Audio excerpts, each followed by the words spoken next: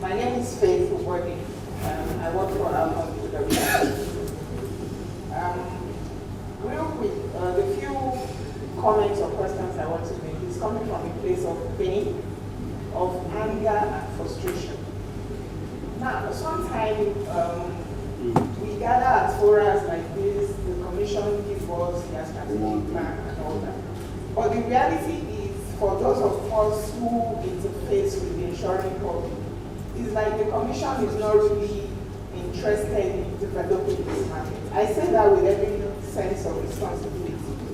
A company like Niger Insurance, for example, if part of the vision of the commission is to protect the interests of policyholders, a life insurance company where people have saved money, their policies matured, some 2017, 2018, 2019, and this sum assured we're talking about is not in millions.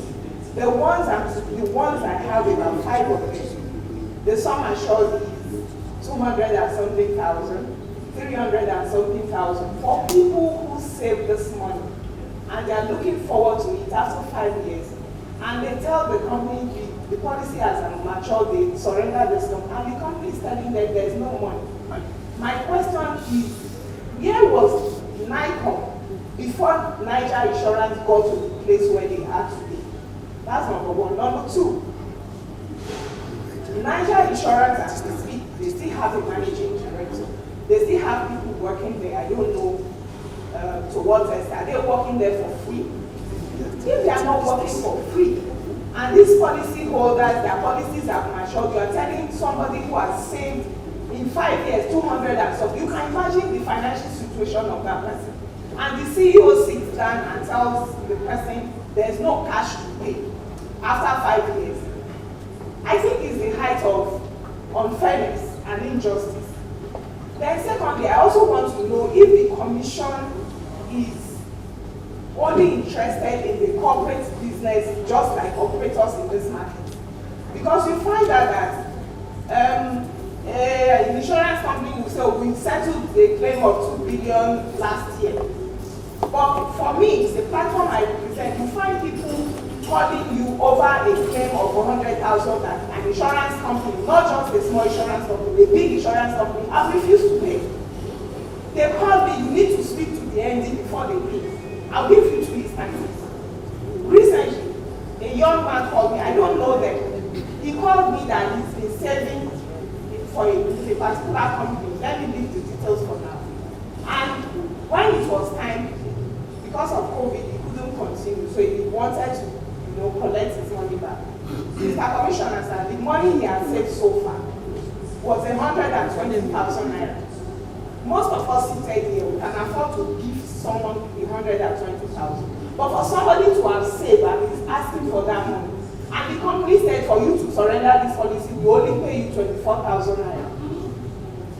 Yes.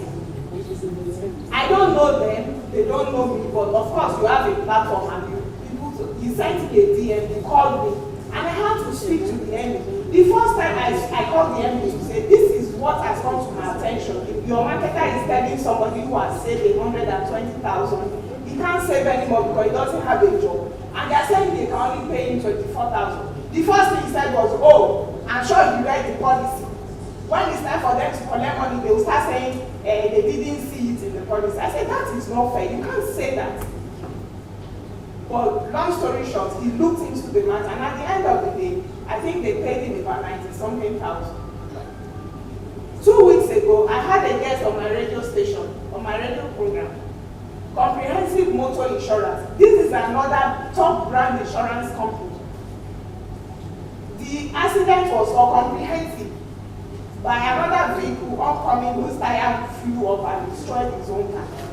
Good if no life was lost. He settled and all that. The insurance company had collected money from the other vehicle that caused the accident. But their client's claim was still dragging a month and 2 weeks as 2 weeks ago when he came on my radio program. But this is a company that advertised to the public that they settle claims in 48 hours. Is this market only interested in running corporate businesses? Let us know. Yeah, in your remarks, I know you talked about insolvent companies that are not buoyant. That companies don't just die, but they are killed. Today, from Goldlink to IEI, to Staco, to Niger, of recent, Standard Alliance, of recent, Unique, you use your hammer. The directors of these companies, are they immune from prosecution?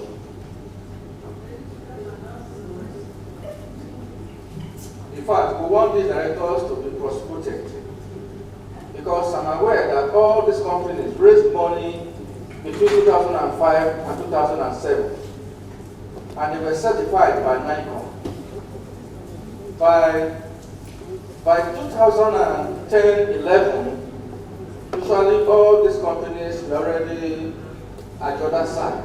And I'm not aware that Unit Insurance, for instance, when they severed their general business in 2006 and decided to go with life operations alone, the money they raised in 2006, I'm not aware that they even paid any dividend at all to all those who subscribe to their shares. And within how many years, they went down.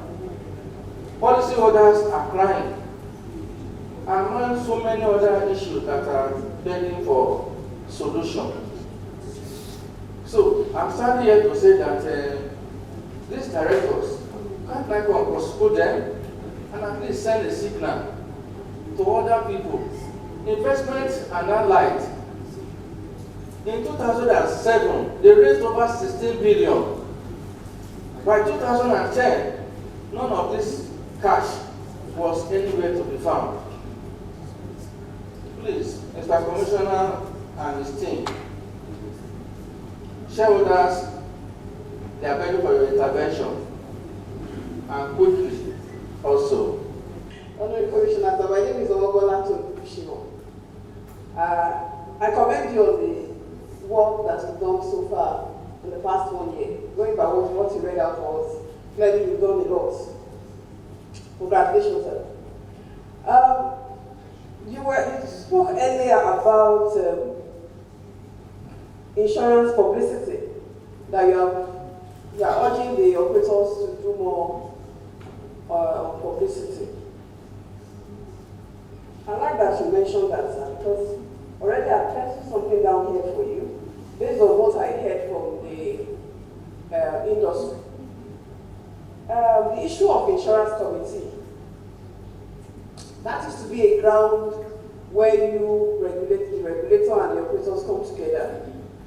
And there was plans, mapped out plan on things that were supposed to be done by the industry between you and the operators.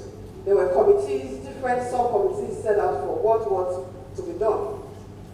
But I've been informed that, of course, we know that that committee has not been sitting, and what I got is that Naicom killed the committee, that you killed that committee. And what are your resuscitation plans? Also, I want to draw from what Nkechi read earlier on the issue of, before, when we used to get, you give us status reports of insurance companies. I find that the commission has not been transparent enough. I don't know what happened. I remember there was a time that you gave us a status report and it led to something, I don't know, and after that time, we never saw it again. If you are transparent and you don't want to join these operators, some of them that don't want us to know what is going on with them, I think that you'll be updating your website every other day. As we have it with NSC, we have it with CBN. Naicom website is the, I don't want to call it. Somebody is looking at it from that side. Please, we want that website to be updated generated on a daily basis. Last year, I thank God that you eventually removed Happy New Year when the year has ended. Please, we want to be able to go to that website and give the public, in fact, the public themselves should go there and be informed to be able to take the right decision. When you put status updates there, they know which insurance company to patronize in the first place. And so, I know that you have been inundated with, even my colleague has talked about how much of pain she feels. And we all heard it from her voice. I mean, I also feel the same thing. And I want to ask you, Commissioner, you have told us your constraints about some of these failed insurance companies. But some have also, said that why are you not withdrawing their statutory deposit? As no matter how small that deposit is with the CBN, for somebody that has a 120,000 naira claims to collect, that statutory deposit would have been able to would have used it to settle that person. Why will a failed insurance company still have his own money saved with the CBN and people are suffering on the streets? I don't understand though, because this sector has been giving, I'm part of this sector and I'm speaking from that, and because if this sector goes down, we also almost don't have anything to do with it. And we don't want it to go down. Now this sector is branded scam. I don't know if you saw that report I did. Standard Alliance. People are saying that the insurance sector now is a scam. That is not, it is not right. Commissioner said it is time for you to make a categorical statement. I want to hear from you. That's devastating. You have been accused of still leaving their money there with CBN while people are suffering on the street.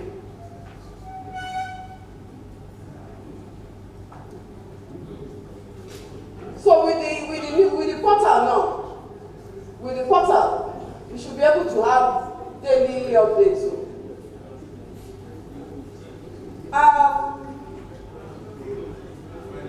I spoke about the issue of transparency. We want it to be more transparent. By now, you should be moving towards a world-class regulator. The world-class regulator is accountable, is effective, is responsive.